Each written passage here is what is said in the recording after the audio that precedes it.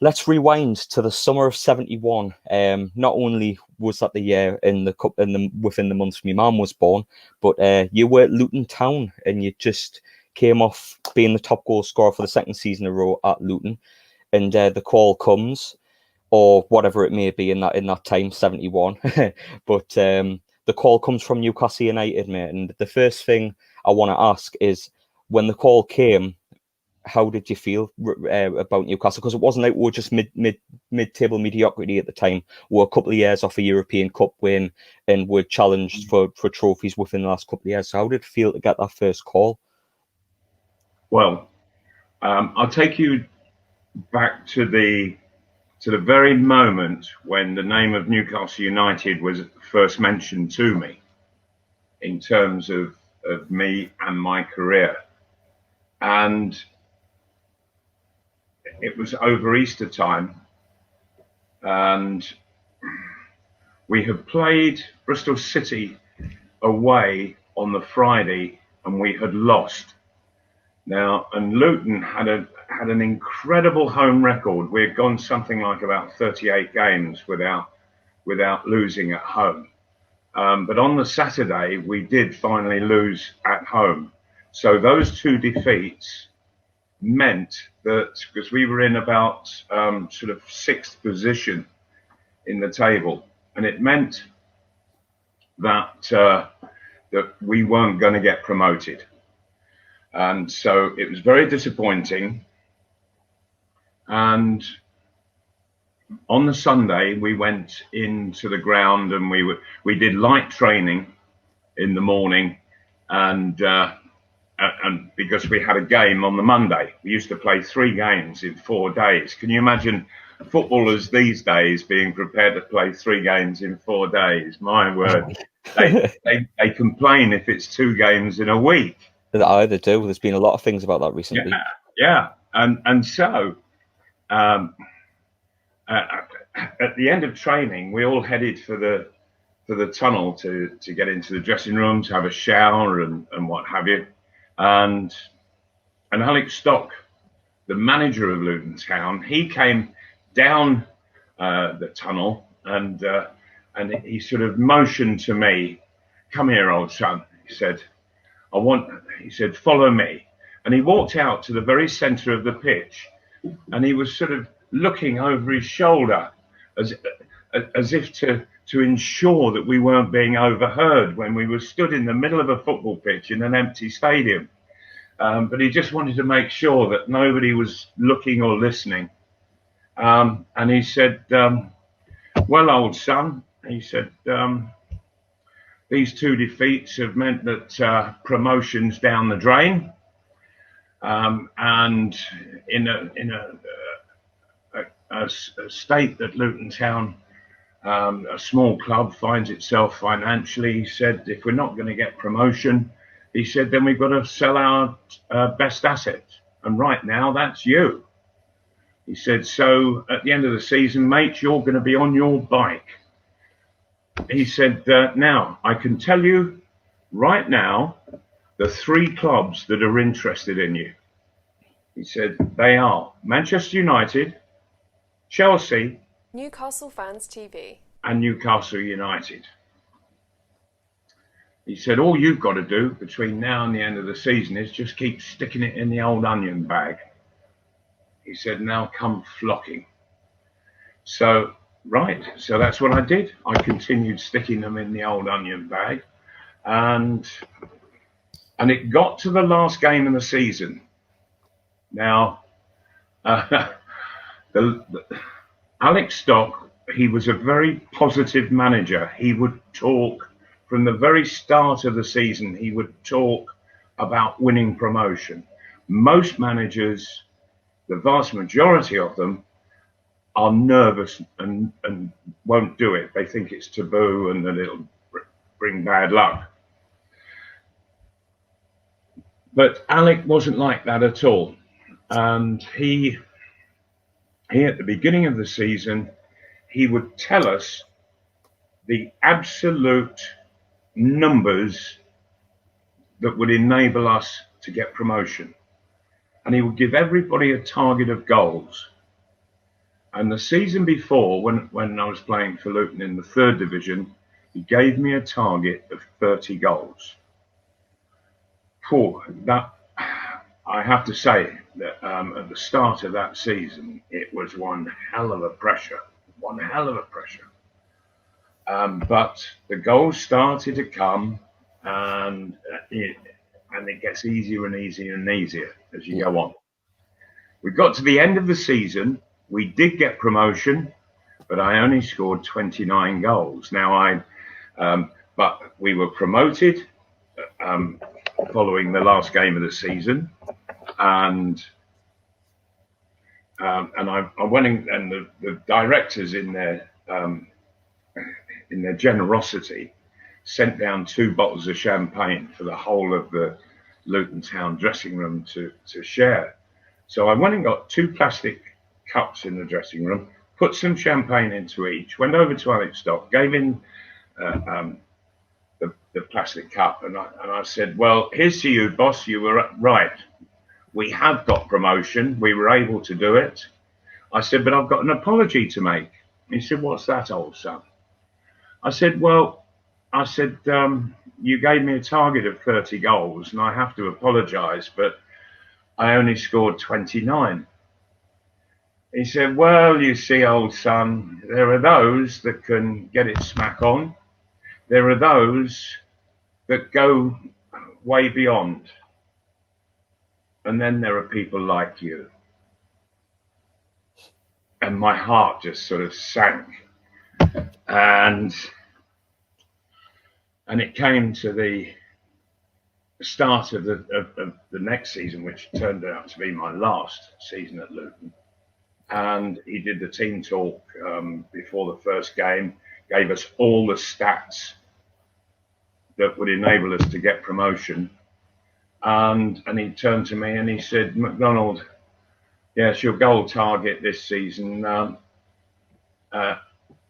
your target is 30. He said, but don't forget you owe me one from last season. So you need to get 31. So it came down to the last game of the season. Well, at that particular time, I had scored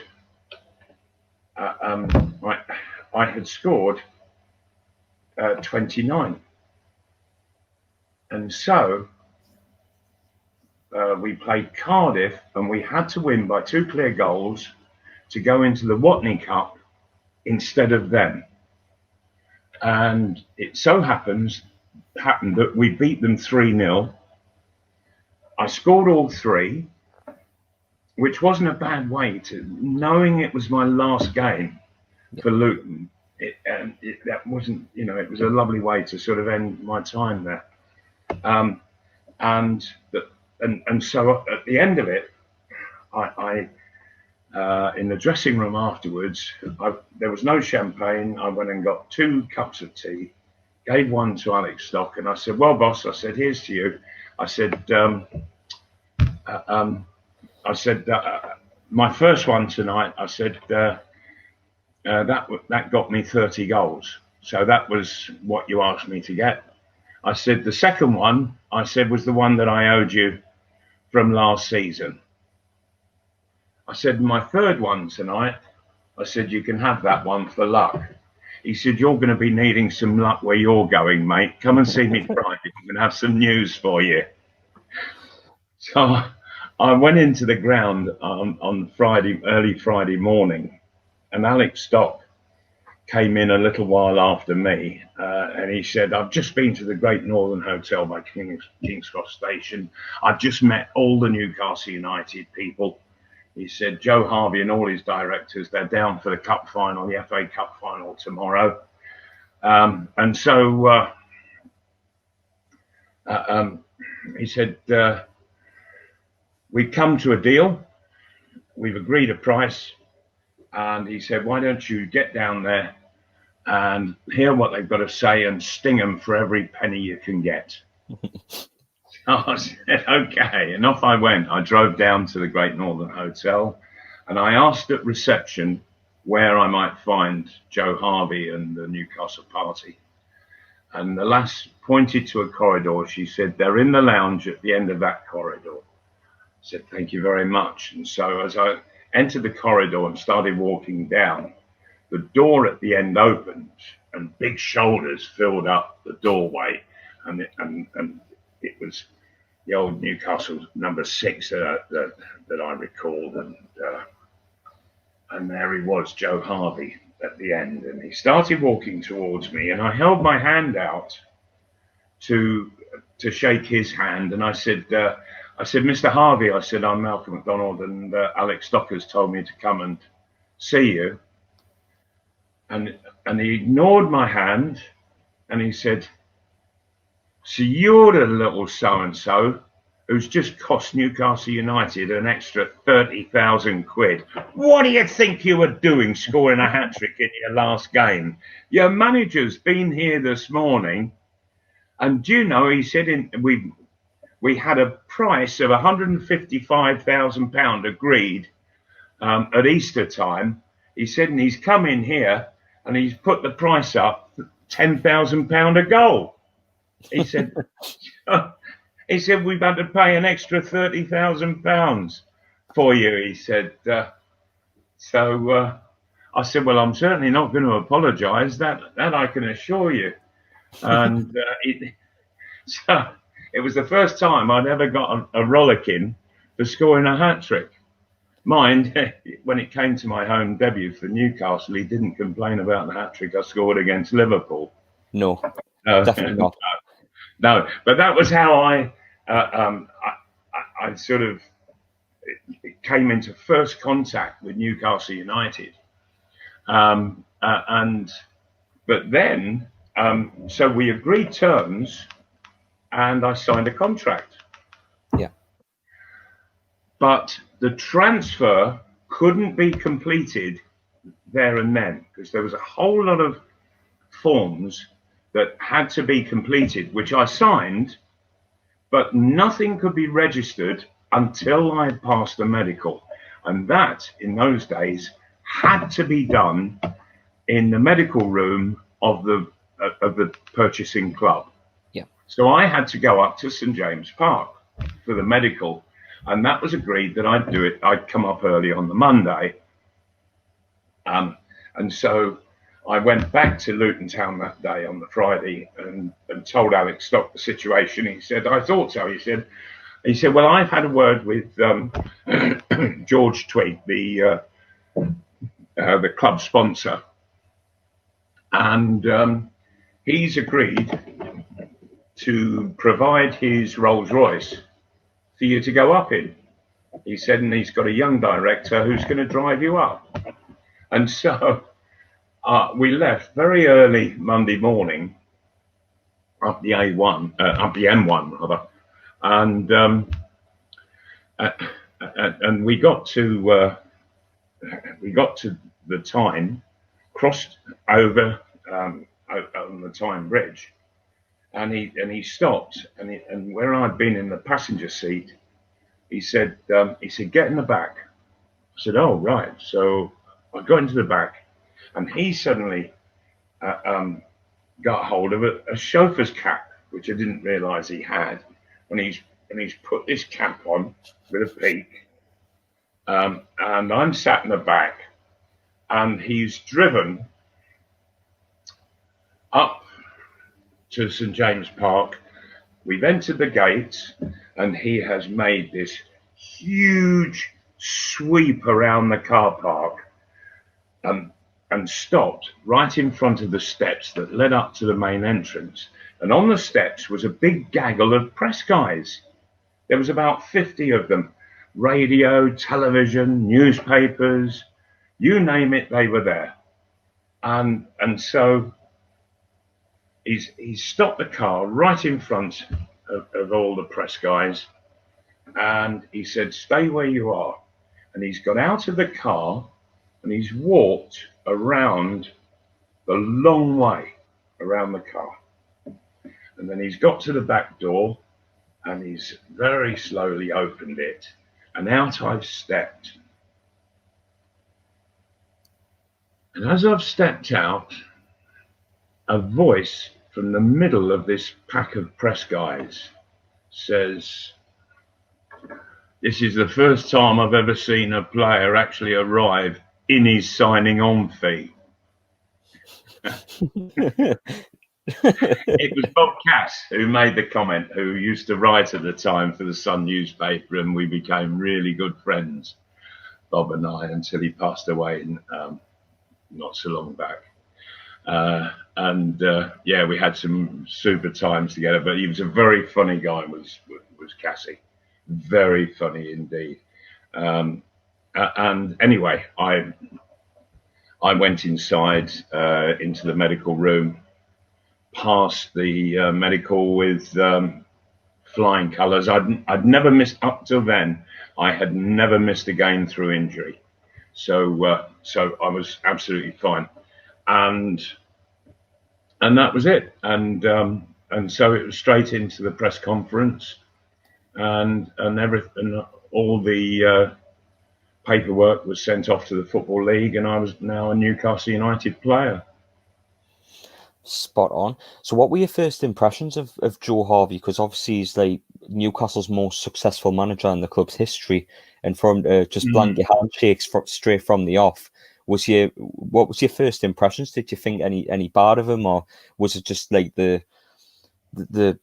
presence of Joe Harvey was? Because obviously he was a big lad and things like that. So it's like, what were your first impressions?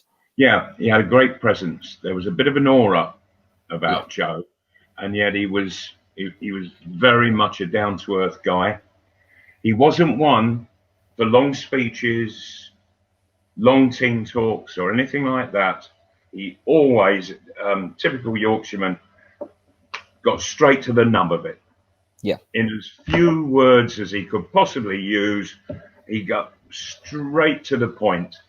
And in actual fact, that the Newcastle players, when I'd signed, they told me a lovely story about Joe, which I think described him absolutely as a football manager. And it was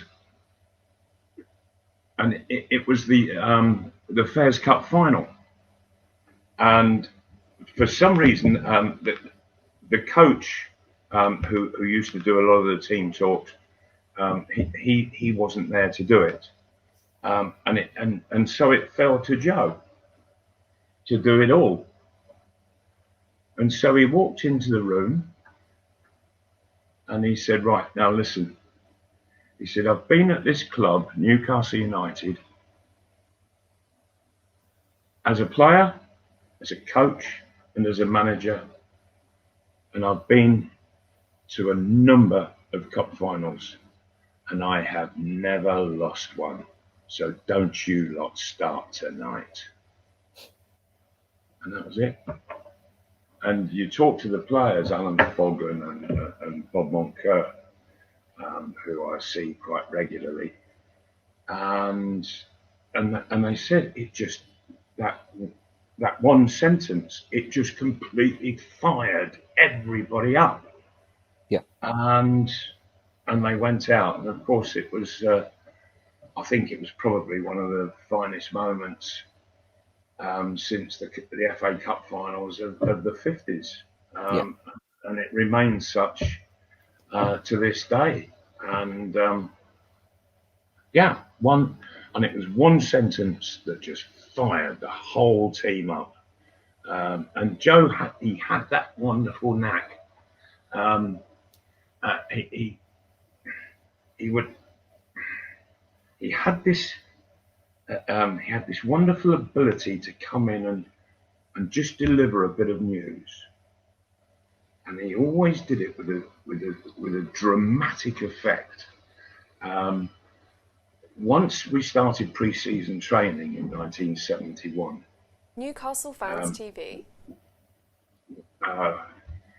One time we were getting changed after a training session in the dressing room, and Joe, he walked in. He walked to the centre of the dressing room, and when he stood there, you always knew that he had something to deliver, some news of some sort. And he looked around, focused his eyes on me, and he turned from the middle of the room and he just walked straight at me.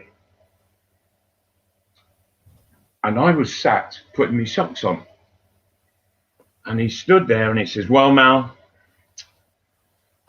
I have just signed the man who is going to make the bullets for you to fire." Isn't that wonderfully descriptive? Absolutely wonderfully descriptive. And we were all absolutely agog in the dressing room. "Well, who have you signed, boss? Who is it? Who is it? Who have you signed? Who's coming to join us?" Everybody wanted to know. And Joe, he's half turned and he started walking to the door. And as he's slowly walking to the door, he's looked over half over his shoulder and he said, "I've just signed Terry Hibbett from Leeds United for the paltry sum of £30,000. We have all gone, wow, Terry Hibbett." We'd seen him time and again for Leeds with a great left peg. We were impressed, seriously impressed. And Joe, he's got to the dressing room door, opened it, and he's half out, and then he's took a step back, and he's looked at everybody in the dressing room, and he's gone, "Mind, it caused trouble in an empty house." Just seems all for dramatic effect. He could make a film in a phone box by the sounds of things. Yes, he could. And again, in just one line, he had summed up Terry Hibbett and his personality. Yeah. And he was absolutely right. Yes, he could cause trouble in an empty house. And he would argue over anything. Bless him, I loved him to bits. But by heavens, we fell out at times. We really did. I could imagine so. I could imagine so. Oh yeah. But he was just one of those characters. He had that ability to rub you up the wrong way, and for such a little fella, because honestly, soaking wet, he didn't weigh 7.5 stone. But he had this incredible ability to see things and just to play it. His timing was absolutely superb. In fact, I must tell you, there was one time Joe came in before training one morning, and he's come into his dressing room and his face was black as thunder, and he's gone, "Little bandit. He's nothing but a bloody little bandit. Right bandit." And he's muttering all of this under his breath, not to anybody in particular, just generally. And everybody's getting it in the dressing room. And so we've said, "So what's it all about, boss? What's the problem? Who's a bandit?" He said, "That bloody little Terry Hibbett." He said, "He's a bandit." He said, "You know I play off 6 on the golf course." He said, "Well, he told me that his handicap was 16. He said, "And you know I'm a big hitter all the way round the course. I am a big hitter." He said, "We've got on the first tee, and from the first tee to the 18th tee, he's outdriven me off every damn tee." He's 7.5 stone of him, and he has outdriven me every time. And of course he sort of laughed a little bit, and it was all down to timing. You know that Terry Hibbett, he didn't need to whack it or anything like that. It was just absolute pure timing, with a golf club in his hand or when he pulled his left foot back, and just went ping. And I absolutely love being on the end of his passing. And we are going to be bringing you a few sponsors. And the first one that we're talking about today is 3 Retro. I've got Owen with me, and I've also got Sam with me. Owen, have you ever purchased something from 3 Retro? Yeah, I've purchased from 3 Retro before. Their shirt quality is absolutely amazing. You'll find a range of shirts on there. Old shirts from the 90s, and even older than that, you can find ones from the 70s on there as well. Good quality shirts. I have to agree, and the delivery is actually really quick considering we've just came in and out of a pandemic as well. I'm currently wearing mine's from the 93-94 season. Feels nice. You can get loads of different sizes. You can get medium, you can get extra large. It goes all the way up. And the great thing about 3 Retro, Sam, is that they deliver worldwide as well. Isn't it just? I myself plumped for the 1995 brown ale one, the one and only, after my lovely mother donated mine to a charity shop some years ago. I needed to replace it. They're extortionate on eBay. So 3 Retro, very reasonably priced, quick delivery, absolutely seamless. And it was only £30 for that shirt, which is an absolute bargain. If you spend over £50, you get free delivery as well, which is absolutely fantastic. And now more and more shirts, Owen, more retro shirts in particular, are becoming more and more popular. You see a lot of fans wearing away shirts and home shirts going back 20 plus years. Yeah, definitely. I mean, for someone who wasn't born in that era, it's brilliant to see and brilliant to get hold of those shirts from that era, because they are the most beautiful. Yeah, I don't think we've had that amazing quality of shirt since maybe the early 2000s. So it's brilliant to be able to get your hands on them for a reasonable price with quick delivery. What more could you want? Brilliant. Owen's a lot younger than us too, me and Sam. But on the website, they don't just do Newcastle United stuff. So if you've got friends and family in a divided household of different fans, they do several of other clubs. They also do national kits. We've got a lot of England shirts available as well. There's a link in the description. Get yourself onto 3 Retro. Get a bargain whilst you're there. Well, he's one of them players that you need from personality standpoint. You always need that, like someone in the dressing room that's going to make sure he's a nuisance to the other team. Basically, you look down the Premier League years, you look at like Sir Patrick Vieira, and you look at the likes of like your Paul Scholes. They're a nuisance to other teams, but they're fantastic with the ball at their feet as well, which is obviously a major hand in that. But you mentioned briefly before your debut against Liverpool. I mean, in terms of debuts in the entire history of Newcastle United, I don't think it's been beaten to date. A hat trick against Bill Shankly's Liverpool in a 3-2 win. Just the whole day, mate. I could imagine playing at St James's Park for the first time, the old Leazar stand and the Gallagher End, the old atmosphere of St James's Park, and beating such a prestigious team at the time. Is there any memories that you hold fond, or any stories that you've got from that particular day? Oh, there certainly is, yeah. I scored the first from the penalty spot. A lad called David Young was playing in our midfield.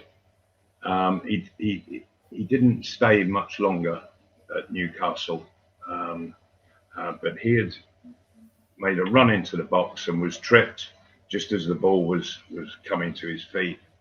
And ironically, the guy who tripped him was Kevin Keegan.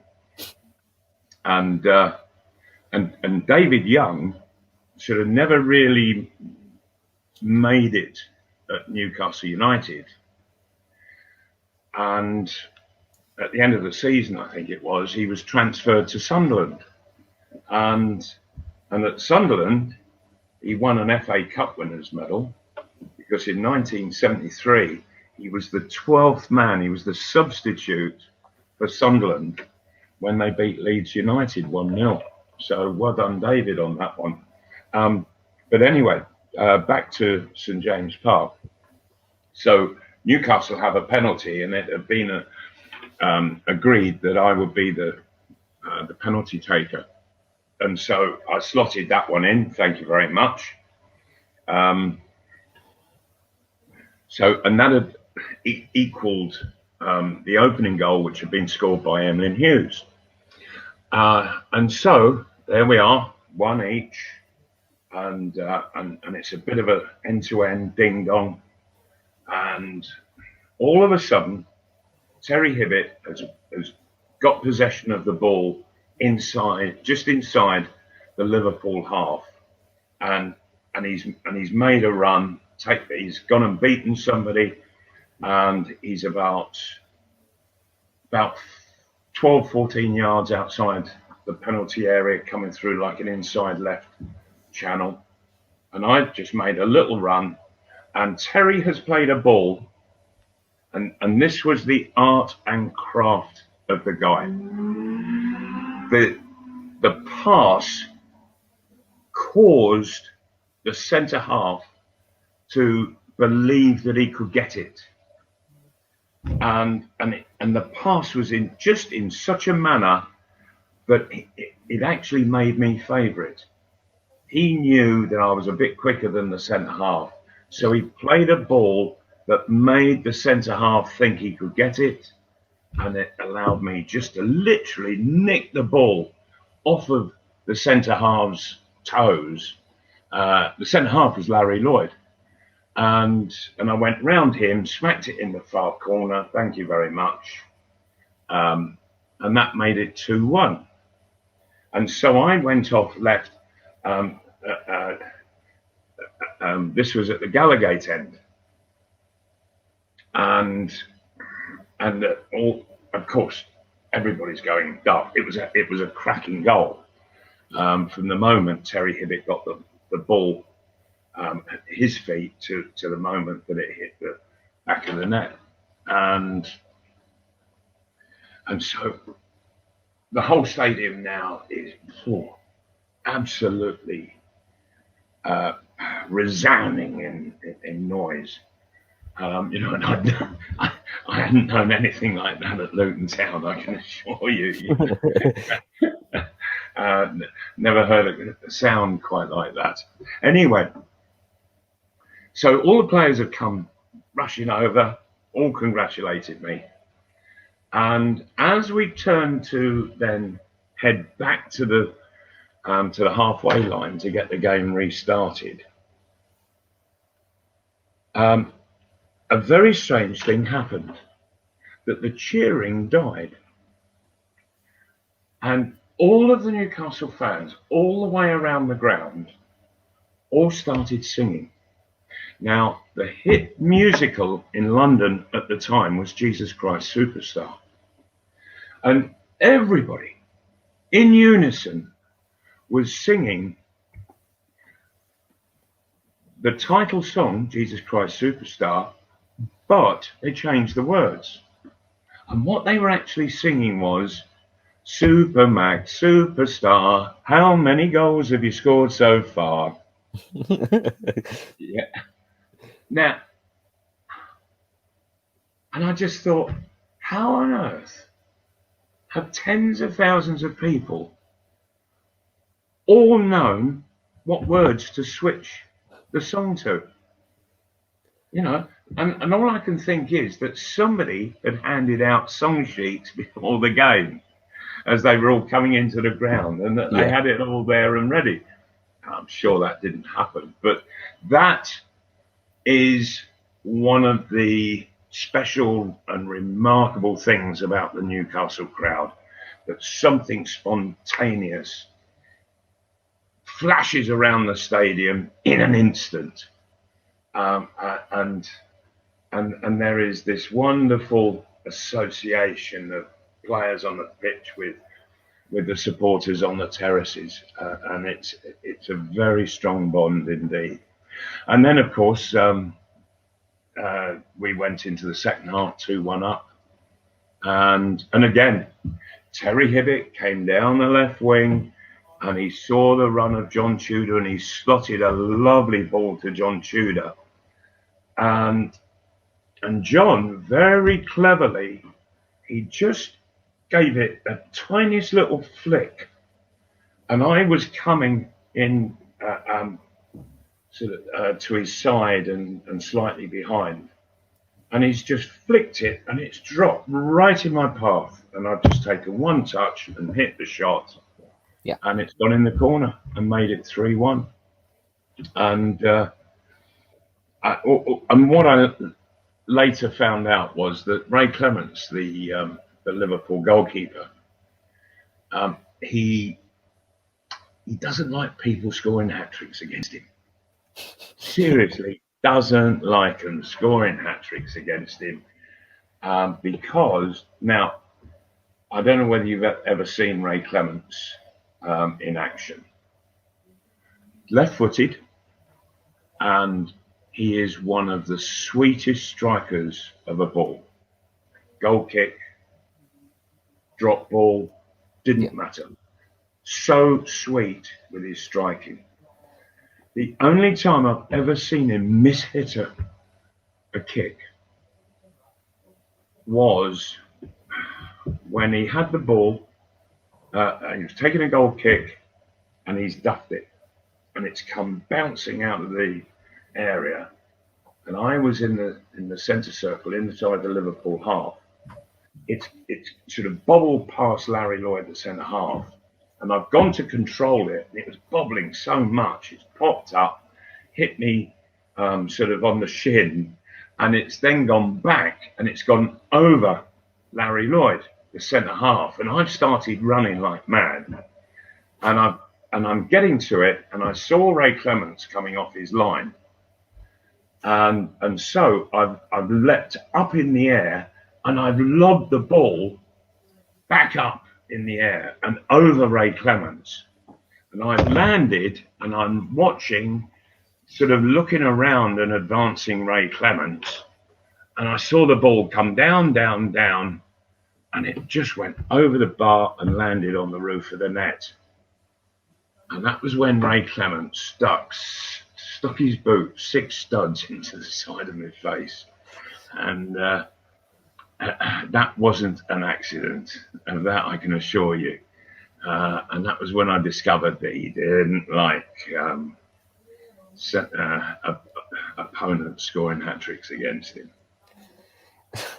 It's crazy. I mean, the way you talk about Ray Clements is like a modern goalkeeper today. They've all got to be good with the ball at the feet. They've got to be able to pass the ball out as well Absolutely. as do the goalkeeping. Ray Clements, he was absolutely sweet as a nut in the way that he made contact with the ball, and that was the only time I ever saw him not strike it perfectly, which is why I think he purposely duffed it. He wanted to do me, and he just put and he sent the ball in my direction in such a manner that he was going to have a chance of stitching me up, and he did. Yeah, plenty of stitches all in there and round there. So, I went off in the dressing room, and I passed out when I go into the dressing room, and at the end of the game, Frank Clark came in, who was the left back. Frank came in, and I sort of came to, and Frank was at the foot of the treatment bed, and I said, and you might be surprised to hear this, but I had a habit of going and lying down on the physio's bed, and just before the game, and I could nod off for 10 minutes, and it's like a power nap. Whereas other players are all high and hyper. Yeah, I was quite the reverse. I was sort of very calm, and I could just nod off and have a 10-minute nap. And so I come to, and there's Frank, and I'm thinking, I've had a nap before the game. And I said to Frank, I've just had the most weird dream. I said, I've just dreamt I scored a hat-trick against Liverpool. He said, you did, bonny lad. You've just scored a hat-trick. He said, and Ray Clements has and smacked you in the face and and they'd been treating you while you were unconscious. So that was it, and so I'd sort of, my memory of the game wasn't that good, but it's all come back fairly quick after that, particularly because the Tyne-Tees cameras were there on the day, and so it was retained for posterity, and I was able to see it the next day on the program, and thank heavens for that. Absolutely. I mean, no disrespect to the Liverpool goalkeeper, but I think you've got the last laugh on that, given Dale 3 points and good start of the season for Newcastle. But you went on to have an amazing first season at Newcastle, scoring 30 goals. So the manager at Luton would have been happy hitting his favourite number for your goals tally. 30 goals and 52 appearances. But with Joe Harvey, I get the vibe he tried to build the team around you with the likes of Tony Green in midfield with Terry Hibbert, alongside John Tudor, who held up the ball to play in behind with the pace and the power that you had. How did it feel to have such a manager build, like such an attacking team built around your strengths? Well, my strength, Terry Hibbert's strength,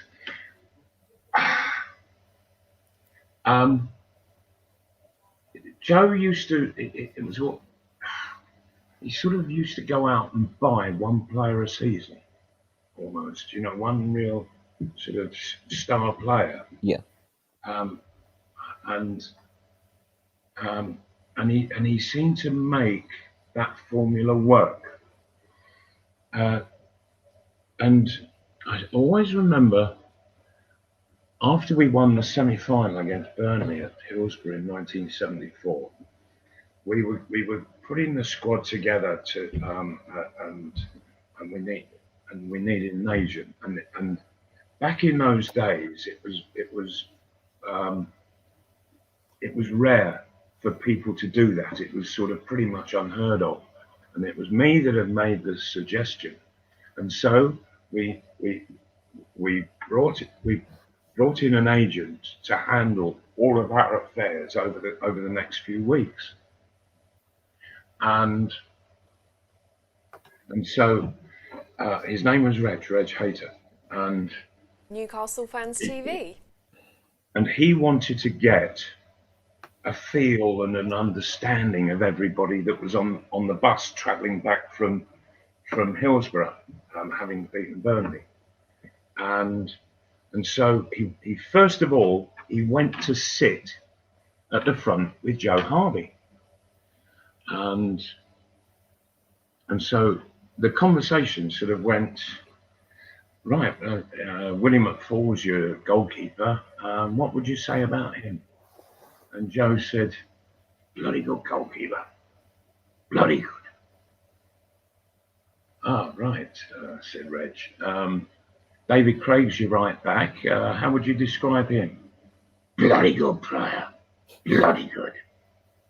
And it turned out that Reg discovered that Newcastle United comprised of 11 bloody good players. Bloody good.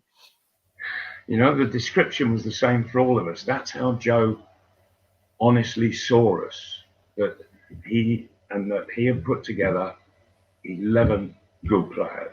Bloody good. And he then relied upon us to go and do the business, and that was his standard.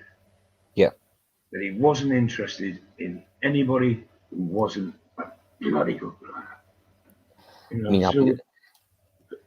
Sorry, Carl. No, go on. No, I'm just saying and that was the sort of standard that Joe set in the dressing room. Bloody good players, get out there and play bloody good football, and and so on it went. And there were times when, by heavens, we really could play some football. The trouble was, for some reason, that we didn't maintain it. We didn't reach that level in quite enough games. But there were times in all the seasons I played at Newcastle where we absolutely ripped opposing sides apart with some of the football that we played. You know, and we all looked at each other as very good players. I'm here, joined by Lee and Owen, and we're going to discuss our new sponsor for Newcastle Fans TV, Beer 52. What have you got there, Owen?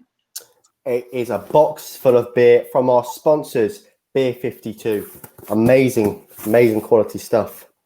And how did you go about getting such marvellous beer? I just visited the link that we have in our description. It's called beer52.com/NFTV. Just sign up, £5.95 for a box full of beer. What more could you want? Great for cans. Now, it's the largest beer tasting club, if you like, Lee. What are you drinking there? So I've had just the one so far, but my box arrived yesterday. The first thing I noticed about it was all the colourful cans. I was like, ooh. I was opening all these up, and I've got one called Puffin Tears, and it comes from Cornwall IPA, 5%, which is a nice rounded figure for a nice beer.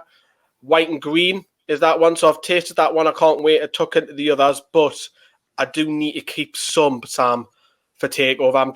I'm trying to hold on. I'm really am. What better way to get ready for hashtag cans than visiting beer52.com/NFTV? Although I don't think it'll hurt to crack one open now.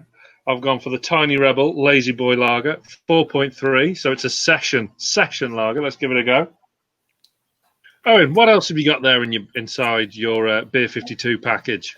Well, I've got a magazine called Ferment. Did you get the pun? Yeah, brilliant little magazine. Read through, you can find out all sorts in here, like beer creation. Fantastic. Also, I just thought I'd whip out one of my cans. Got the Two Tribes Electric Circus American Pale Ale, only 4.7%. So, obviously, if you don't want to get too drunk, just have one of those. Chill out, relax in the sun, and enjoy hashtag cans. Absolutely, Lee. What better way to get yourself ready for cans than have beer arriving on your door every month? Especially with the pubs on open at the moment. So you can have beer delivered to your front door, which is mint. You can also use your cans whenever you want. You can use it if you're going to watch Newcastle because you can't attend the games. You can watch them behind closed doors. And the great thing about it, what I like about it, it's not a contract. You can cancel your subscription whenever you like. You certainly can. Join the nation's biggest beer tasting club at beer52.com/NFTV. Like in my research for this, I was looking like through the seasons of your time at the club, and at St James's Park, there's you could count on 5 or 6 hands the amount of times to score more than 2 or 3 goals. Like we did blow teams away, and I think Joe Harvey had that attacking philosophy in mind with the quickness of you, the creativity of Terry Hibbert, the ability to hold up a ball and head a ball from John Tudor. I think you had a good thing going with that team, and hadn't won a season like you've said. But when I was growing up, my dad used to tell me stories of 3 players around this time. It was you, Terry Hibbert, and Tony Green.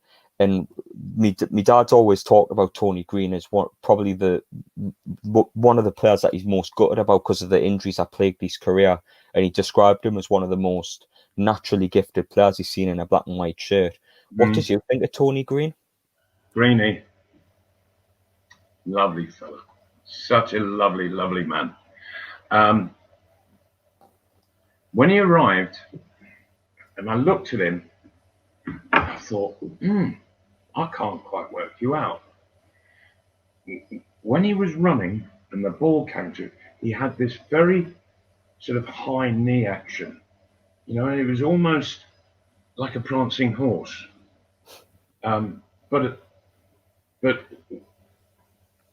at the same time, it propelled him forward. Yeah. And he had this ability of manoeuvring the ball, yet having this very high. You know, most footballers, they sort of hunch and they're over the ball and their foot's near to it all the time. Greenie wasn't like that. And what I think was that it made opponents think that they could go and nick the ball off him. But he would just get a touch and his pace would take him away. and he would beat player after player after player, and he was a bit like Terry Hibbett, not a big guy at all. Didn't weigh that much, but he had this phenomenal shot on him, and he would suddenly unleash one from 30 yards, and it would be a flyer. But sadly, it didn't last very long for him at Newcastle because of the injury that he sustained. Yeah. And that happened down at Selhurst Park. We were playing Crystal Palace, and we had been on the attack, and it had broken down. The keeper had it in his arms. And so I turned and I started running back, and just ahead of me, literally 2 yards ahead of me, was Greeny. And so he and I were running back towards our own half as Crystal Palace started their attacking momentum going from the back. And all of a sudden, Greeny he went over, and there was a noise that it was like a rifle shot, and the crack that it made was so loud, and he just went down screaming, and there was a divot hole, and his foot had gone into the divot hole and twisted, and that had smashed his Achilles. And it was absolutely dreadful. And he never ever recovered from it, and it was such a shame because he had to give the game up at such a young age. 26, he retired at. Just coming into his prime, yeah.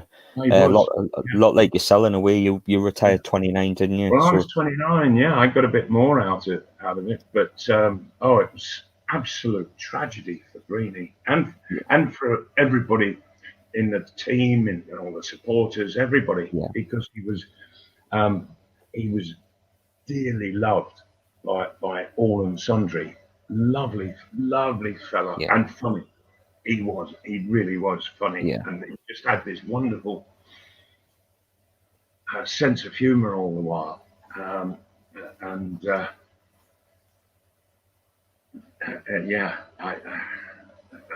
know that he was a man of the people. He would, and he made friends with hundreds and hundreds of Newcastle supporters. Bless him. And it was such a tragedy because a while later, I tore a ligament in my left knee, and so I was in plaster for a bit. Came out of plaster, and then they said, right, well, you need to just get it going, and I progressed to then doing a bit of track running around the pitch, and Greeny was about at the same level at the time, and so I spent about 4 or 5 days running down the track and doing a little bit up and down the terraces, and literally each day as I improved, I realised that Greeny wasn't improving at all, and that I was starting to leave him by a bit, and then I was leaving him by a bit more, and then the next day it would be a bit more. I was sort of seeing a daily improvement, and Greeny just wasn't seeing anything, and it was such a dreadful time for him. A lovely man who really didn't deserve such a foul end as that he experienced. He was a cracking player from what I've been told, mate. But the main partnership that I got told stories was between you and Hibbett, and I know you've mentioned Hibbett a bit, but like I've always been told it's either you just have that knowledge of each other's games straight away, or you work on it in training, but like Sheringham and Shearer did before Euro '96. Yeah. And what was it with Terry Hibbert? Did you just have a clear understanding straight from the off, or did you just have to work on it and things like that? The understanding came pretty much in the second game that we played together. You know, we sort of, because you can learn some in training, you can't learn all. No. That can only come when you actually play games. So we played at Crystal Palace in his and my debut for the club, and nothing really gelled, nothing.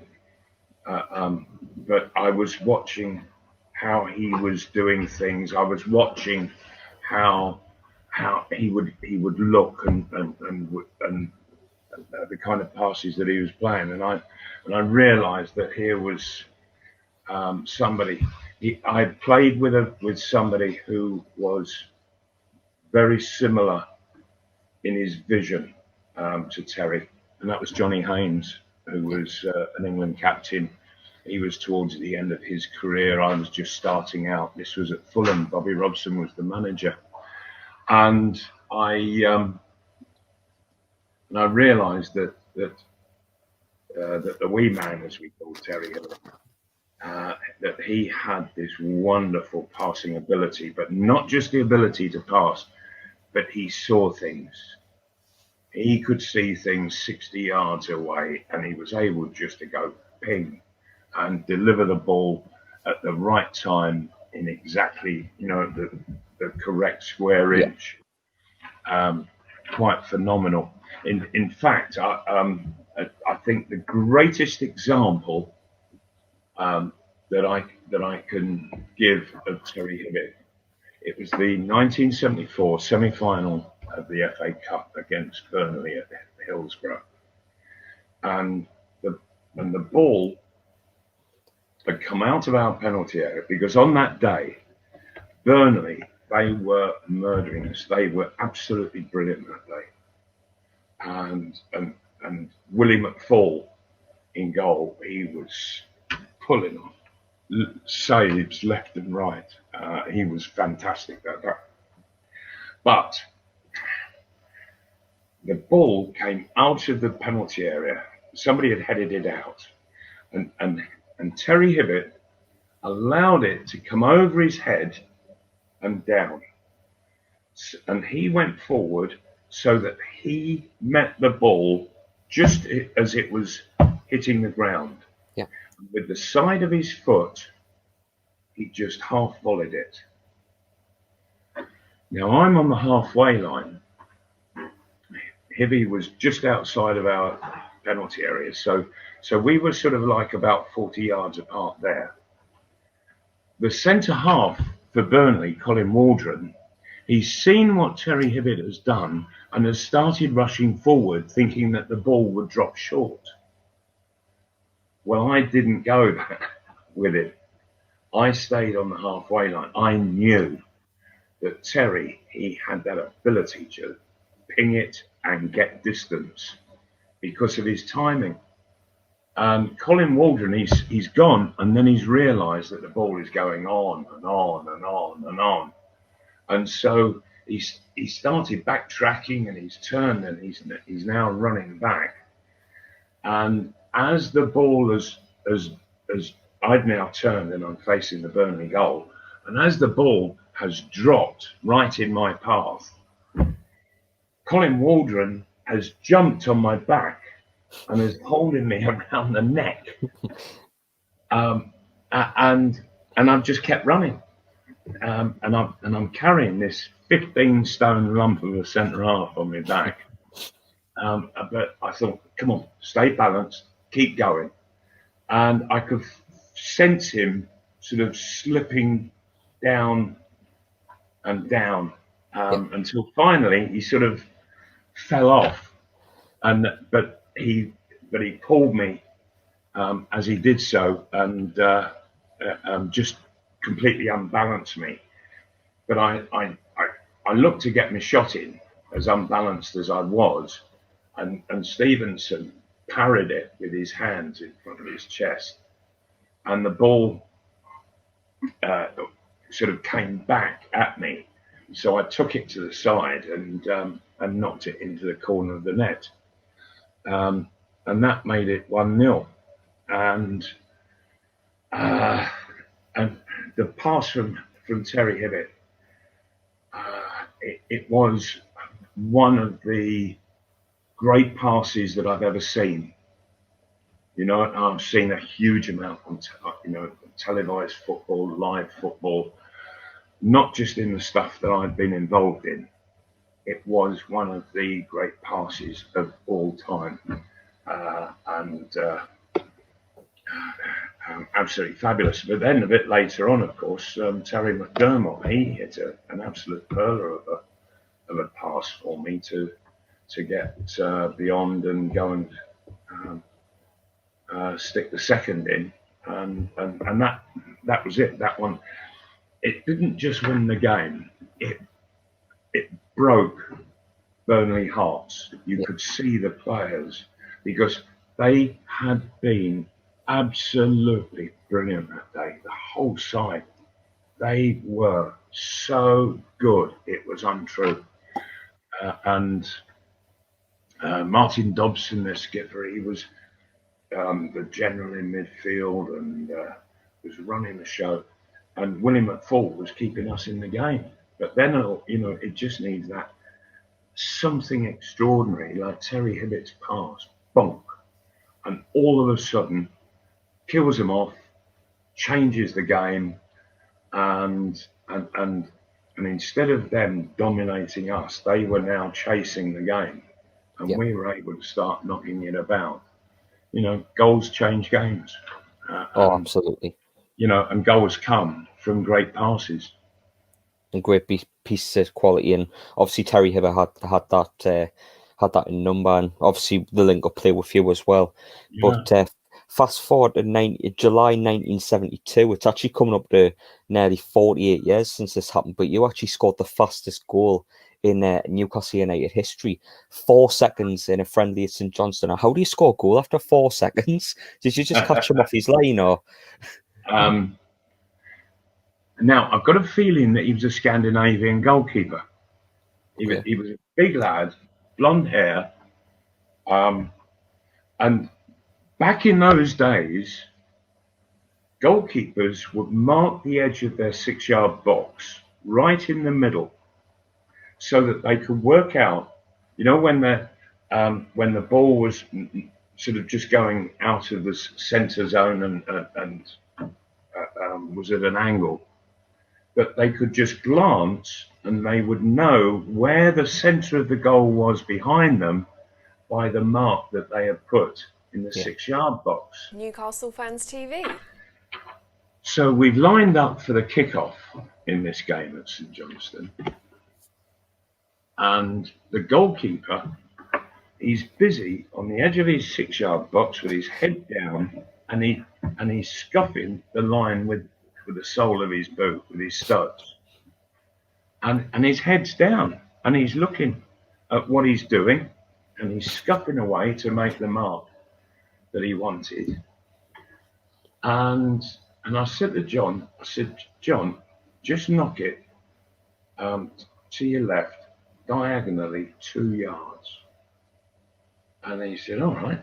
So he did, and he's knocked it past me, and it's just come on, and I took one step and went bang, and I hit it, and the keeper is still like that, he's marking at this 6-yard line, and the ball has dropped over his head and into the net.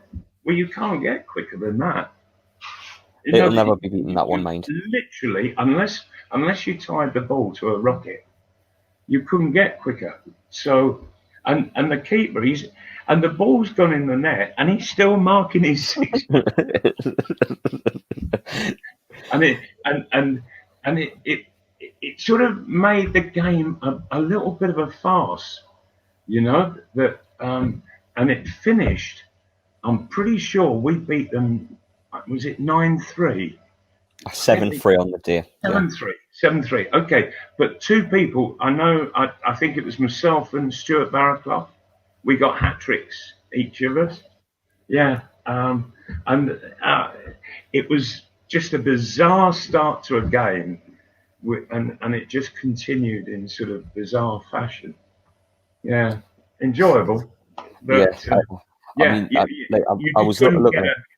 Couldn't get a quicker goal than that, though. It's impossible. It won't be beaten. Trust us, that'll never be beaten. Yeah. That's a record that's most definitely going to be yours for forever.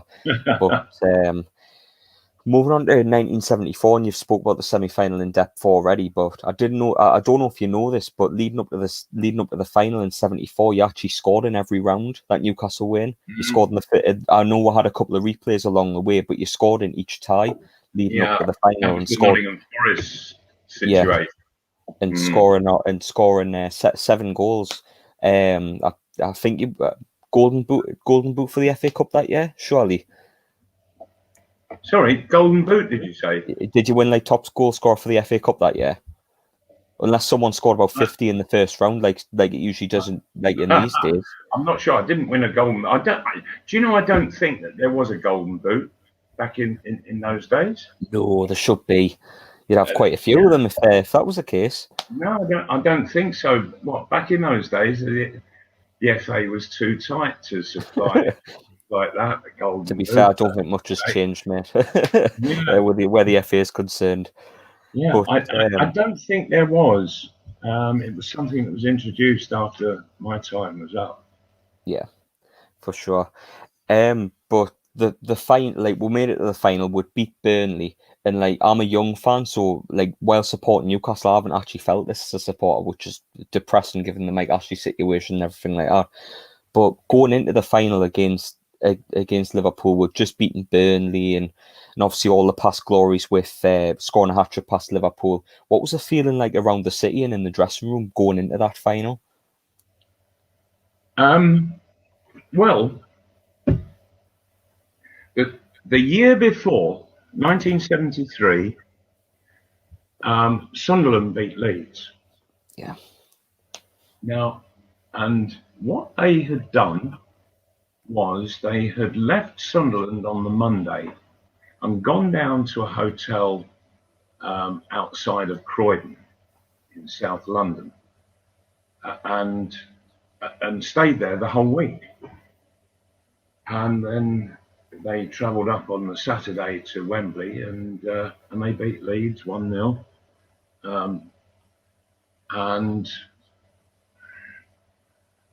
And so the Newcastle directors bizarrely said, well, if that's what Sunderland did to win the FA Cup final, we're going to do exactly the same. Well, it was, you see, what they failed to realise was that, good heavens, Leeds was one of the best sides in this country, certainly one of the best sides in Europe at the time. Yeah. And so it was a day out for Sunderland more than anything. Whereas with us, this was a match where invariably Liverpool won at Anfield, but we always won at St James Park. So things were pretty even. So on a neutral territory, nobody could be sure of anything that was going to happen. And Liverpool, they did what we should have done. They treated it like any other away game, and they trained on the Friday as normal, and then they had lunch, and then they travelled on the Friday afternoon to the away area, and then played the next day. And that's how all of the First Division clubs did things in those days. And we should have done exactly that. But because Sunderland had done it differently, then we had to do it differently. So said the board of directors. And so we went down to the Selsdon Park Hotel, and we were stuck there for a whole week. And it was just mind-numbing. You know, and the thing is that it takes you out of your comfort zone as a footballer, You know, all of a sudden you're in a 5-star hotel, which is all very nice, but the food is very rich. Yeah. You know, you're not doing your normal things. You know, you can't sit with your dinner on a tray in your vest, No. can you? When you're in a 5-star Yeah. hotel, you just can't do it. No. You know, but if that's how you're comfy at home doing it, do it. But we were taken away from that, and you know, and plus the fact that the training facilities were quite different to what we were used to. So it was all very strange. Plus the fact there was one other thing that happened, which I found quite bizarre. Keith Birkinshaw was in dispute over a new contract with the board of directors, and Joe wasn't. He wasn't able to resolve the issue at all. So the issue travelled down with us. And by about Wednesday, Keith Birkinshaw was pretty well upset by everything that was going on with regards to his future. And so he said to Joe, he said, "I've really had enough." He said, and so he said, "Unless the board come to me right now and get my future sorted out," he said, "I'm not having anything to do with the game over the weekend." And so Joe tried to appease the whole situation. And so what he did was he said to Keith Birkinshaw, he said, "Look, I'll tell you what, Berkey, stay involved. I'm going to give you full control." He said, "I'm going to let you pick the team." Joe thought, because we had gone all the way through with the same side pretty much and the same tactics, and we've been playing the same tactics for 4 seasons, for heaven's sake, and those tactics were quite simple. That we played when we had the ball and were attacking, we played 4-3-3 with Stuart Barrowclough on the right wing. But once we lost the ball, Stuart would withdraw and make an extra midfielder. So without the ball, we were 4-4-2. With the ball, we were 4-3-3. Yeah. And it worked well. It suited all of us. Keith Birkinshaw, on the Thursday, suddenly started changing the team. He left Stuart Barrowclough out, which alarmed John Tudor and I, because we relied a lot on his possession on the right wing. His pace caused havoc. And plus the fact that the Liverpool left back, he was just about the slowest footballer in the game at that time. And he must have been dreading having to face Stuart Barrowclough for 90 minutes. He was that quick, Stuart.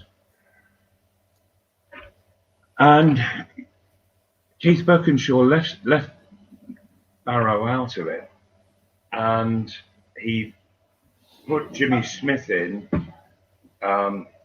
with Tommy Cassidy, and then the two Terrys, one on the right, one on the left. But what he did was he pushed the two of them in, so it narrowed it right down. And in the end, we finished up with no width whatsoever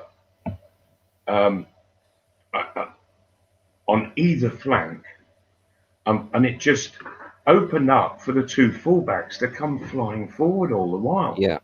And Frank Clark, he was playing right back because David Craig had pulled a hamstring. So Frank switched, and then Alan Kennedy came in at left back. And so Frank, on the right-hand side, he had Stevie Highway to take care of. And believe me, Frank was the best defender I've ever played with. The best. He was absolutely brilliant.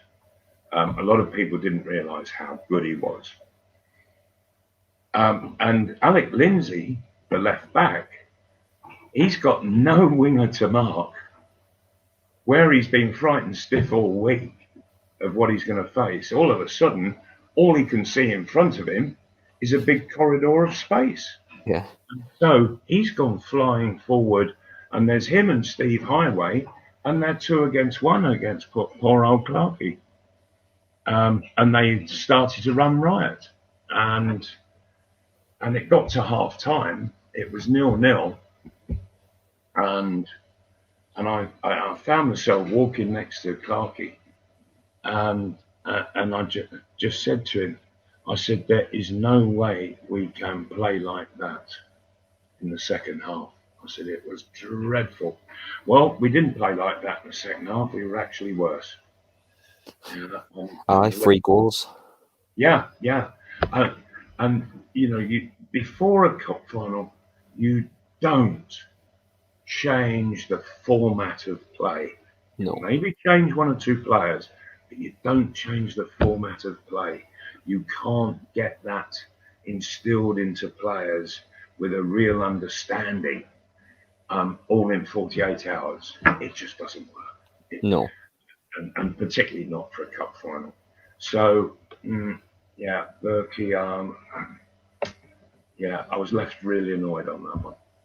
I mean, my next question is, was it literally a case we were not at the races, or were Liverpool just a better team? By the sounds of it, we weren't prepared going into the final, changing a formation for the first time in what looked like 3 or 4 years. It just seems mad to me, the amount of preparation going up against a team like Liverpool and just changing it last minute. When you've got to a cup final, you know, you've played at least 6 games to get there. Yeah. And to suddenly change from the way, and to make drastic change from the way that's got you there, you know, in good style. Yeah. It just sheer madness. It really was. And I was really seriously annoyed. Yeah, there was a few fallouts over that. I could imagine. So, especially if you're changing it to what at the last minute against a team like Liverpool. I mean, if it works, whoever came up with the system is a genius. But if not, it's obviously a calamity. When you play against a really top and well organised side like Liverpool were at that time, Leeds, Arsenal. Yeah. Newcastle Fans TV. The one thing that you really must have is simplicity of how you play. Yeah. So that you're doing things by second nature, because the opposition are going to present you with enough problems for you to worry about, never mind having to worry about how it is that you're playing. Yeah. You know, that should just be able to come quite naturally, and you do it just by reflex action almost.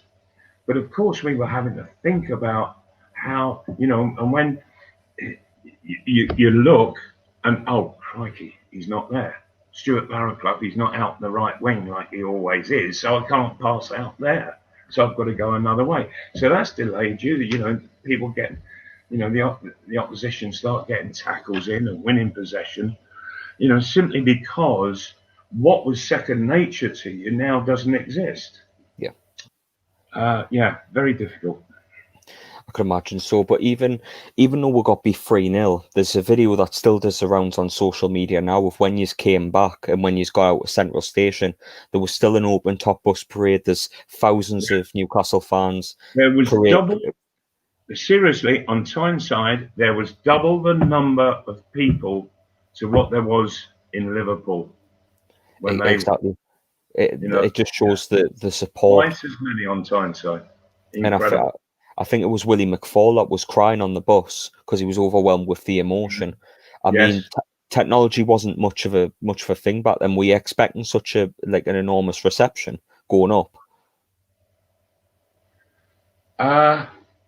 No, we didn't expect it at all. And the fact it happened, it took us really by surprise. And you mentioned William at full, getting very emotional. We were all very emotional and overwhelmed, and I think amazed and surprised at what it was. There were some cities that that people would have come out and booed their side for losing. Yeah. But it just wasn't that at all. It was quite the reverse. It was, and that day, and and so many others. It caused me to just have greater and greater respect for the people of Tyneside. Yeah. It's such a phenomenal video. It just shows the togetherness. That was what was like off a 3-0 defeat at Wembley. I could imagine that the fans are just as equally as gutted, but for them to turn out like that, if there does come one day where we do see Newcastle United win a trophy, it's gonna be manic up here. I dream of the day. Trust us on that one. Yeah. Well, I remember going. What was it? Nearly 20 years ago now. And I thought that Alan Shearer will be bringing the cup home. I thought so as well. Two cup finals, at least one of them. But it wasn't to be. Yeah, it's going to happen soon. I hope so. Yeah, and it won't happen whilst Ashley remains in charge. And that's why, seriously, would like to see this takeover happen. And then I think all things will change in the club. Oh, it will. It will do for definite. But I want to talk about your international career a little bit because not many people know this. But I do. I got drilled into us as a kid. Trust us. Scoring your 5 goals in one game against Cyprus.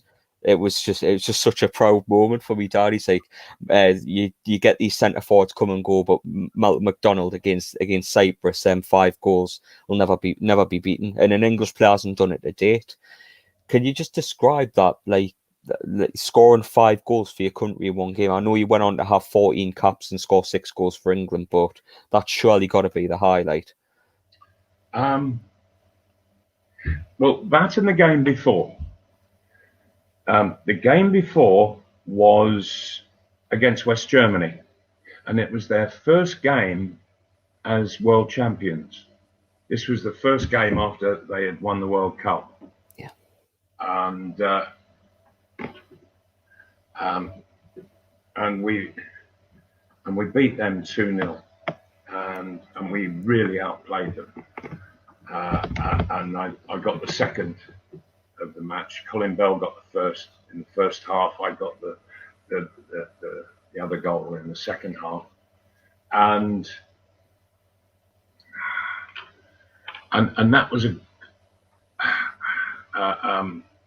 was a fantastic thing to be a part of that side. But it set us up nicely for the Cyprus game, and. But I found that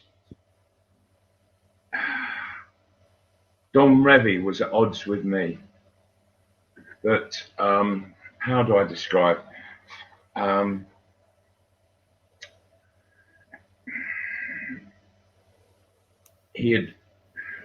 he became manager, he didn't include me in any of the squads for his first 3 games. And those games didn't go so well for him. There was a distinct shortage of goal scoring, and so there was a massive clamour in the tabloid press, and the clamour was all for me to be brought into not just the squad, but into the side. And so when I was called into the German squad, or the squad to play Germany, I arrived on the Sunday night prior to the Wednesday match, and having booked in at reception, I went through to where Revy was, and you always have to let them know if you've got any problems from the game the day before. So I just said, Malcom MacDonald, I've got no injuries from the game yesterday. And he looked at me and just said, I don't want you here. I feel you're being foisted on me by the press. And so if you don't score, I'll never pick you again. And it was as blunt as that. And I thought, well, what's this all about? And of course, it got me thinking. And what I realised was that playing for Newcastle, that I had scored a number of goals against Leeds that have prevented them from winning things. So maybe there was an issue there going on inside of his head. I don't know. Anyway, so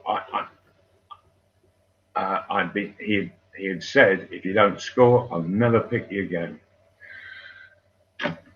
Now, I'm one that always seeks to look on the bright side of things. And I thought, well, at least I know I'm playing. I knew before the team had been announced that I was going to play. What he had said to me put me in the side. Yeah. Because if I'm not in the team, of course I can't score, So if he's saying, if you don't score in the match, then I've got to be playing. So,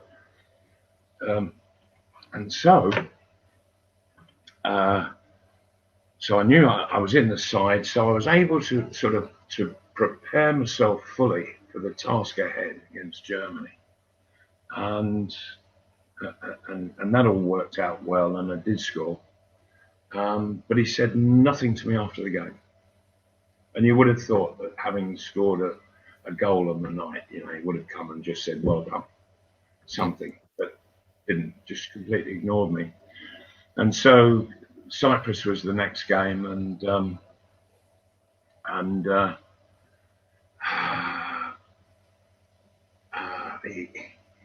I was selected, and I arrived, and I went to see him and to tell him that I had no injuries in the game the day before, and he just said the same applies as last time. If you don't score, I'll never pick you again.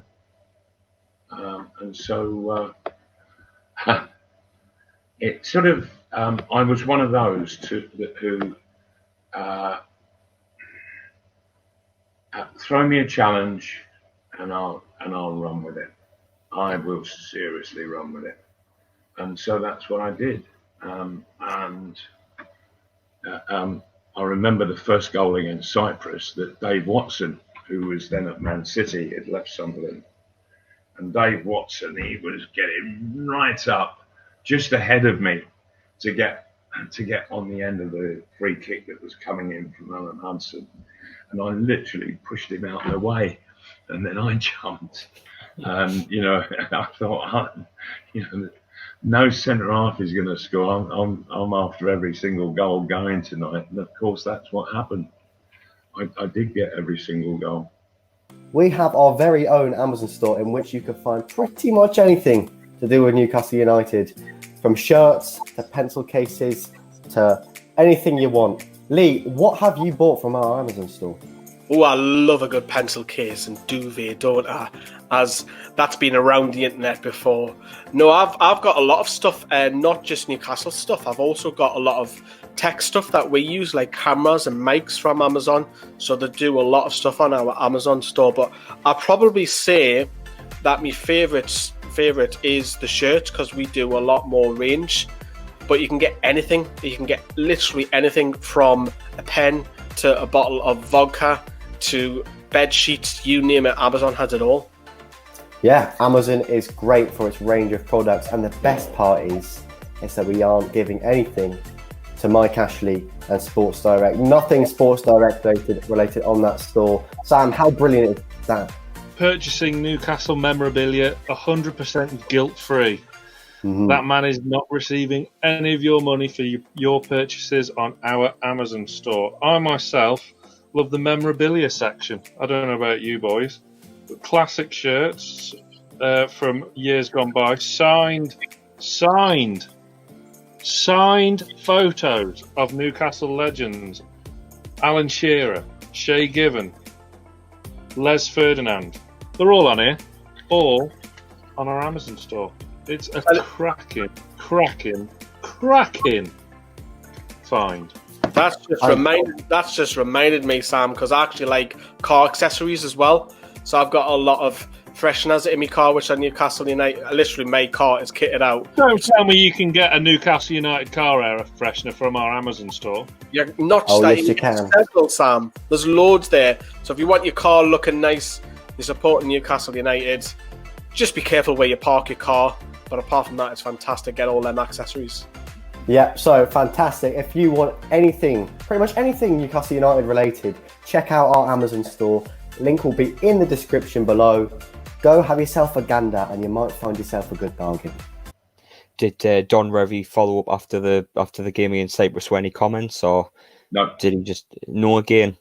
I think that's a great shame, because you never said a word. He went round the dressing room after each of those two games, West Germany and Cyprus, shook hands with everybody and walked straight past me. Never shook my hand, never said a word, never said well done, nothing. I think that's a great shame, because Don Revie's one of the great managers for Leeds United. Obviously took them to the European final. Yes. And if you talk to the Leeds players, they worship the ground he walked on. Yeah. That he was like a father figure to all of them, and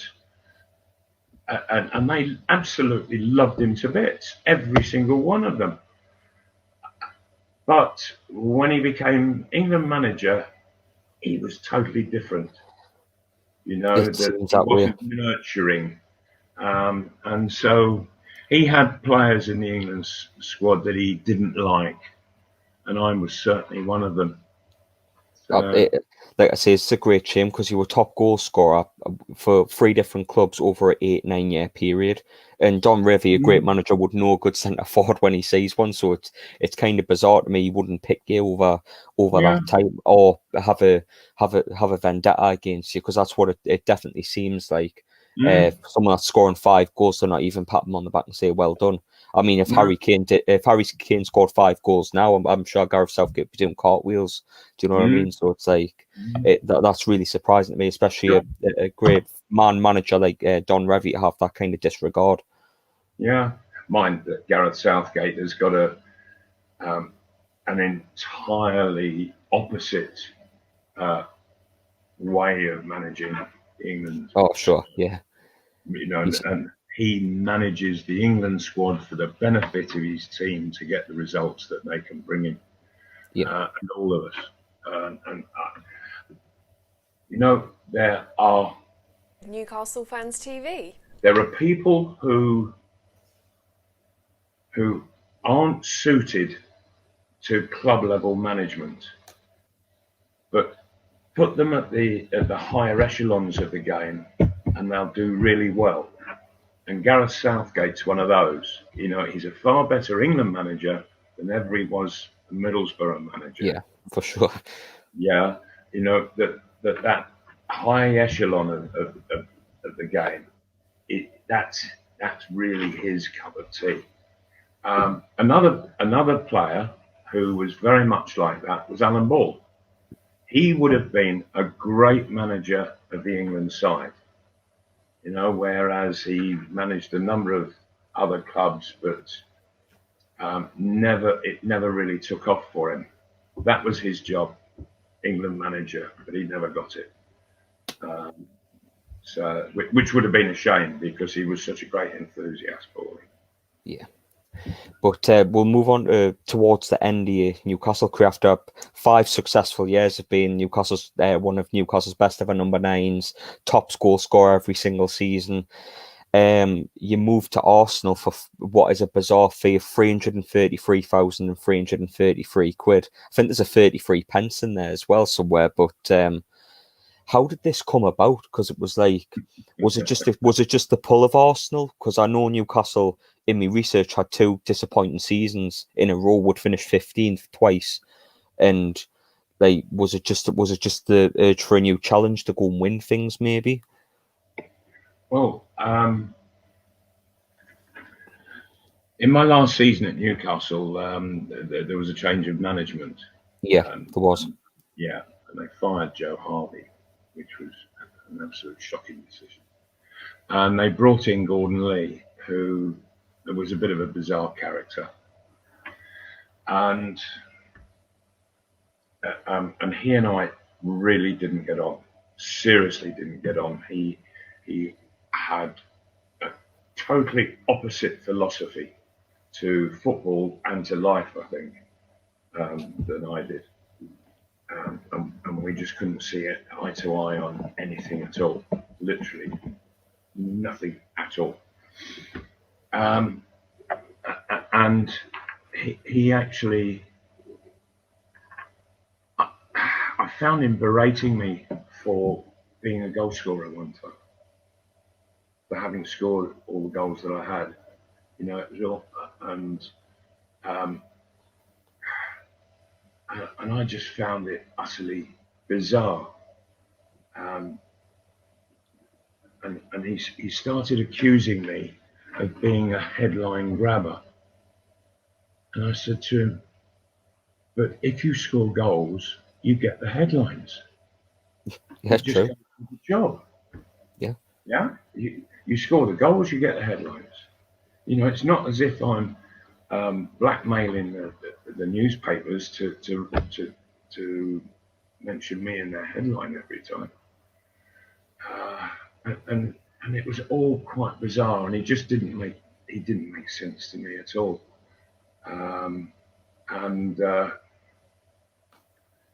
He and I, well, it wasn't just me. There were others, Paddy Howard and Terry Hibbett in particular. Gordon Lee hated Terry Hibbett, for heaven's sake, and was quite evil in the way that he dealt with him. And what he did to Terry Hibbett, that was the moment. It was at the baseball ground.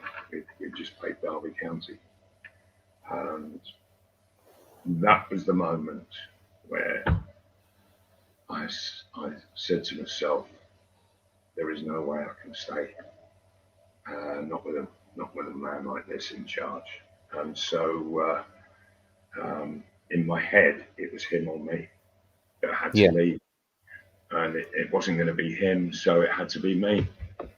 And so I engineered the move at the end of the season. Newcastle did fine out of it. You know, when you think that I scored 138 competitive goals for them in 5 seasons, and they still made a profit.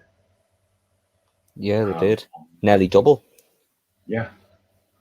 So they did very nicely out of it. But even then, Newcastle, they twice agreed a fee with Arsenal and twice reneged on it. So, you know, and in the end, Arsenal were getting quite frustrated with it. You know, they think the deal's done, and then all of a sudden, Newcastle come back wanting more money. So in the end, it was the third offer of Arsenal's that was accepted, and this time it was genuinely accepted and settled. Now, you mentioned that the fee was £133,333 and 33 pence. You're wrong. And I'll tell you how you're wrong. Okay. You're wrong by a penny. Come on, a penny. Yeah. You're wrong by a penny. And what happened was that when I signed for Arsenal, literally 3 days later, they were going to Switzerland and then on to Yugoslavia for pre-season matches. Played Grasshoppers at Zurich in Switzerland. And playing centre half for them was the great German Gunter Netzer. And And when we returned from this, there was a message downstairs at Highbury for me to go up and see Ken Fryer, the club secretary. So I went up and went into his office, and he said, "I've got something to show you." And I said, "Oh yeah, what's that?" And he said, "Right," he said, and then something to tell you as well. He said,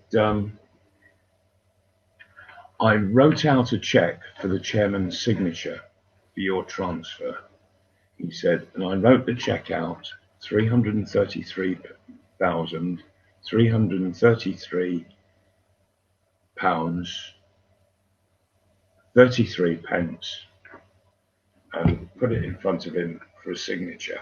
And he said he looked at it and he said, "Ken, what did I agree with Lord Westwood? What?" He said, "Tell me what I agreed with Lord Westwood." So Ken Fry said, "Well, the final agreement was £250,000. "That's right. And technically," said the chairman, £250,000 is £333,333, 33 and a third of a penny. Yeah. Yeah? Yeah. He said, "So we're doing them out of a third of a penny if I sign this." He said, "I am not having those thieving so-and-sos coming back here and kicking off at me once again." He said, so he ripped the cheque up and he said, "Make one out with 34p at the end." And that's what was signed and sent to Newcastle, and it was paid into the bank. Wrong by a penny. Yeah. He said, "I'd rather overpay them by 2/3 of a penny." Well, as it happens, not 20 years later, Alan Shearer had the same kind of bust up with Ruud Gullit, where it was a case of manager versus player, and obviously Alan Shearer won that battle due to the defeat to Sunderland at home. But one of the questions my dad wanted us to ask was, why did you leave when Newcastle, when you were God on Tyneside and all that? But I do get the feeling that it is due to Gordon Lee. Do you think if Joe Harvey had stayed on at Newcastle, you would have went on to stay? Yeah. You would have stayed 100%. Yeah. So we'll have to play whatsoever. But Gordon Lee was making it absolutely clear there were certain players he did not want in the club. Terry Hibbett was one, Paddy Howard was another, myself, and there were 2 or 3 others, and there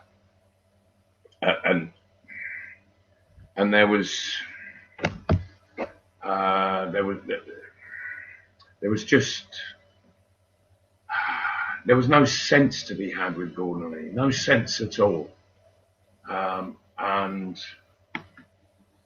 so. When you can't have a sensible conversation with somebody, there's no use in getting into an argument. Exactly.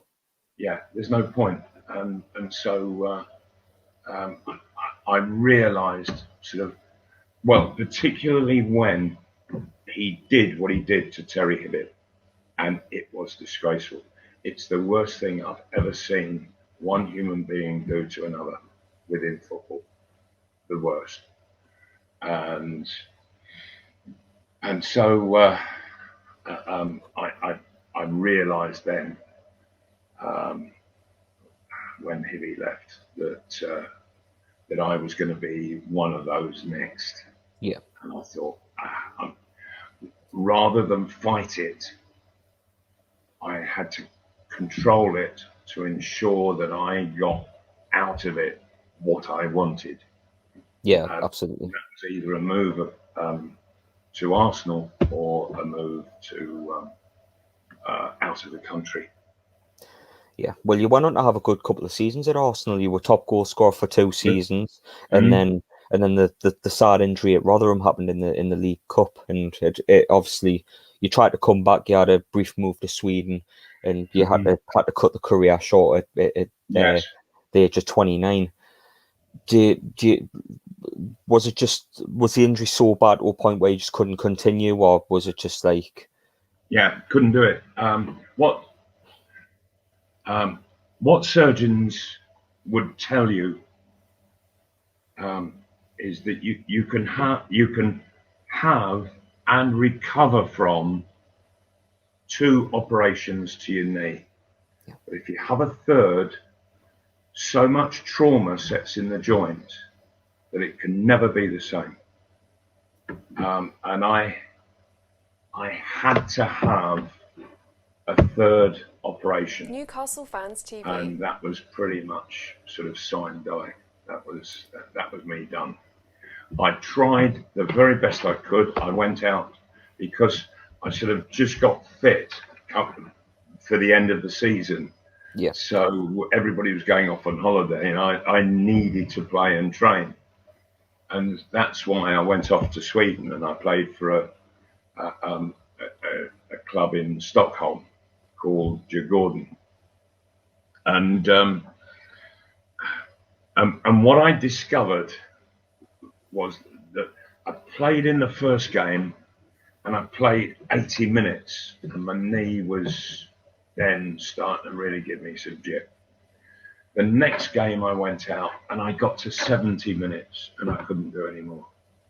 The next game it was an hour. So each game, my time of being able to do the business was decreasing by 10 minutes. And so by the time I got back to Arsenal, I was sort of down to about 10 minutes of play, and just couldn't do it anymore. And Don Howe, who was the coach, he had a particular form of training, which was recorded, and so that he could see how everybody was doing. And it was quite simple, but it was very effective, and it was worked on the amount of hard running that a player does over a 90-minute match. And it's hard running of a total of 12 minutes.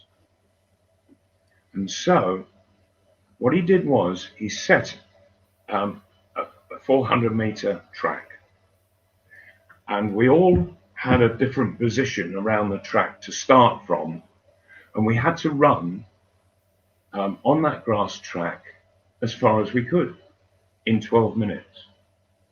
And then when he blew the whistle for the 12 minutes that were up, we had to stop absolutely dead still, and he and a couple of other people would come and mark everybody's finishing position, so that they could work out the distance that you had managed in the 12 minutes. Yeah. And then he'd do it again the next day, and you had to improve. You had to get better. You had to get quicker. You had to put more mileage in, all in that 12 minutes. And so everybody, they were doing that. They were getting better and better. Me, I was getting worse and worse and worse. Each time we did it, I was actually running less distance. And I said that I went to Don and I said, Don, I said, it's doing great for them. I said, it's killing me. Yeah. I said, there's no way I can carry on. So Arsenal and I parted company, and I have to say that one of the saddest moments in my professional life was when I broke all ties with Arsenal, and we left on very amicable terms. And I walked out of the huge high wooden main doors of Highbury, and I stood on the step outside, having closed the doors behind me, and I just looked left and looked right up and down Avenel Road, and I thought, which way do I go? Yeah. You know, and I shall never forget those few moments where I actually didn't have, for the first time in my life, I didn't have a direction to go. So I went home and thought about it very, very carefully. And within months, I was manager of Fulham, back in the game. Yeah, and you didn't do too bad. You got them promoted from the second division, didn't you? Yes, we did. Yeah, and we were playing some cracking stuff. You know, I go down to Fulham now and again, and the supporters there who were supporters in those days, they come and they say it was the best time they'd ever known as a Fulham supporter, because not only were we winning, but we were actually playing some electric football, and so exciting to be a part of. Did you come up against Gordon Lee as a manager? I didn't, but I did come up. I did come up against him, and I'll tell you how it was. I was actually managing, but it was nothing to do with managing a match. I went to Leicester to watch a reserve match, and I was watching a player in the away side, playing in the football combination, and you know, assessing him as to whether I might be prepared to take him. And I walked in through the main entrance, and there inside, in a tracksuit, was Gordon Lee. And I looked at him, and so I just walked past, totally ignored him. He didn't know what to say. And I went upstairs, and the Leicester manager was there, and it was David Fleet. And I said, David and I had known each other. You know, we had a very strong Luton connection and what have you. Yeah. And so I said to David, I said, what on earth is Gordon Lee doing here? Oh, he said he's my youth team coach. And I said, you gotta be joking. and David Fleet, he looked at me and I looked at him. Well, he certainly knew exactly what my opinion was. I mean, I've got some bad vibes with Gordon Lee. I'm not his biggest fan after hearing this, like, because I don't know, but I want, in terms of from a career perspective, I want to end on a good positive. Yeah. What was your favourite goal? Like that was the main one. Right, it's a good question, because these days we just take all football for granted because everything is televised, and so if we don't see it live on the box, if we miss it, you know, if we've been down the pub or gone to the cinema or whatever, yeah, you know that you can come back and you'll get the highlights replayed over and over and over again, and particularly goals. So you'll always get to see every goal. But of course, when I was playing, it didn't work like that. No. But the rules on television companies were very severe. And so Tyne-Tees Television, how the rules worked for them was that they would show Newcastle once, then Sunderland once, then Middlesbrough once, Hartlepool once, and Darlington once. Yeah. And so Darlington would get on the television in the northeast as many times as Newcastle and Sunderland and Middlesbrough, you know, and so it was really dark, and so it was only about every 1 in 5 or 6 matches that actually got televised. So there was a match that wasn't televised, and it was Newcastle against Leicester. And what happened was Leicester had a corner, and I'd gone back for the corner, and I was at the near post, and the ball came in, and I saw it go past.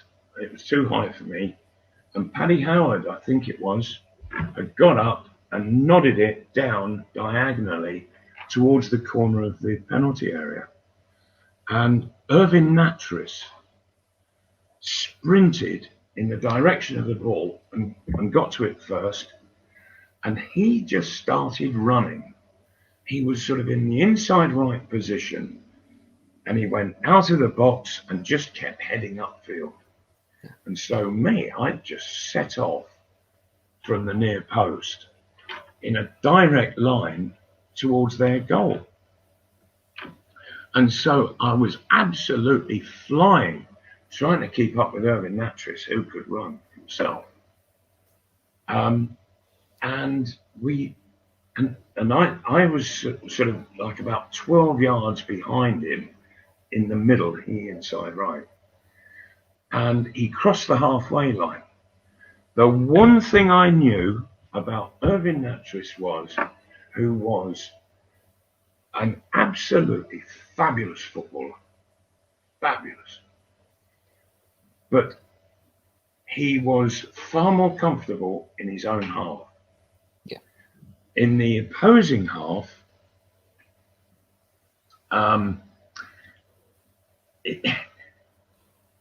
he wasn't that comfortable, particularly on the ball.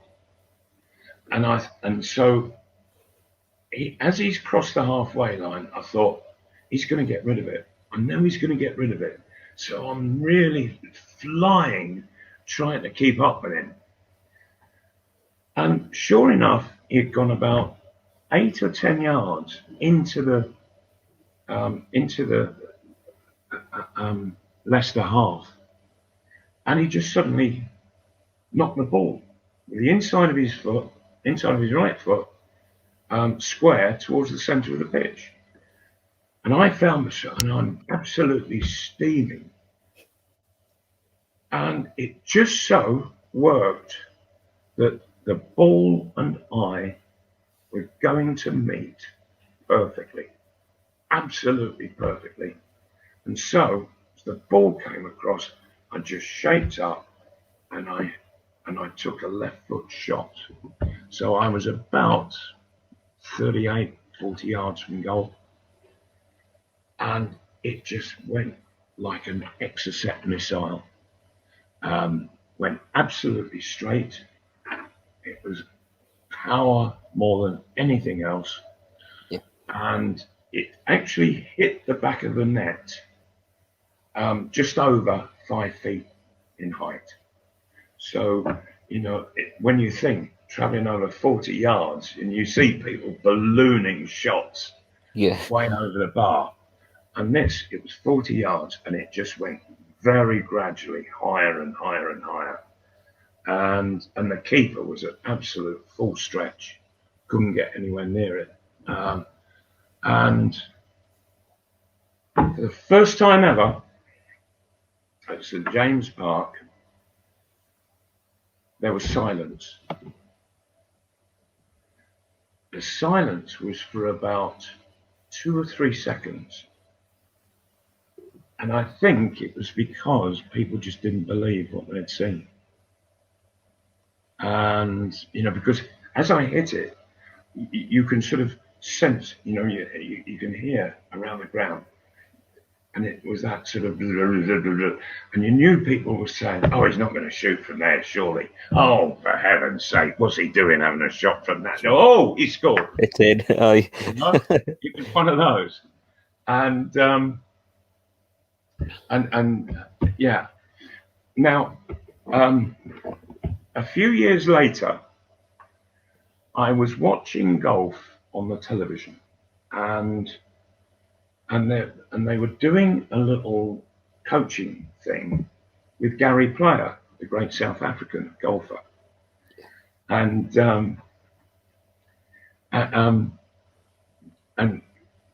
he been going through his golf bag, just giving little tips on the different clubs. And the last club that he took out was his driver. And he said, now you see this club? He said, I suppose I must have hit, about anywhere between 15 and 18,000 shots with this.